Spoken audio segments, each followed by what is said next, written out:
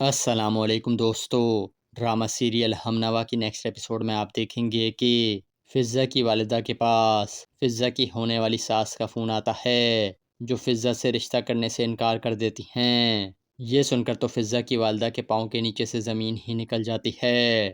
اس کے بعد انہیں بہت زیادہ غصہ آتا ہے کیونکہ انہیں ایسا لگتا ہے کہ یہ سب کچھ فضہ ہی کی وجہ سے ہوا ہے، اور یقیناً فضہ نے ہی اپنے سسرال والوں سے کوئی نہ کوئی ایسی بات ضرور کی ہے جس کی وجہ سے انہوں نے رشتے سے انکار کر دیا ہے۔ اس کے بعد وہ بہت غصے کی حالت میں فضہ کے کمرے میں جاتی ہیں اور فضہ پر چلاتے ہوئے کہتی ہیں، فضہ تمہارے سسرال والوں نے رشتے سے انکار کر دیا ہے، ابھی ان کا فون آیا تھا۔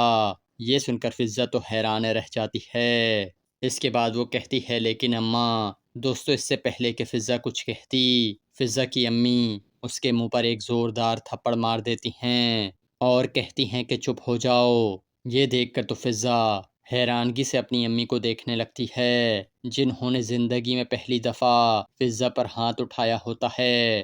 اپنی ماں کا رویہ دیکھ کر عالیہ بھی بہت زیادہ ڈر جاتی ہے کیونکہ اسے بھی اپنی ماں کے اس شدید رویے کی بالکل بھی امید نہیں تھی۔ دوستو اس کے بعد آپ دیکھیں گے کہ کچھ دیر بعد جب سب گھر والے ساتھ بیٹھے ہوتے ہیں تو فضہ کی امی کہتی ہیں انہوں نے شاید زویا کی خلا کی وجہ سے انکار کیا ہے۔ یہ سن کر عالیہ کہتی ہے کہ زویا کے سسرال والوں سے فضہ کی خلا کا کیا تعلق ہے، یقیناً بات کوئی اور ہے۔ اس پر اس کی والدہ روتے ہوئے کہتی ہیں شاید اسی وجہ سے لوگ بیٹیوں کو بوجھ سمجھتے ہیں۔ یہ سن کر عالیہ کو بہت زیادہ غصہ آنے لگتا ہے، اس سے اپنی ماں کی یہ سخت باتیں برداشت نہیں ہو رہی ہوتیں، اسی وجہ سے وہ وہاں سے اٹھ کر چلی جاتی ہے۔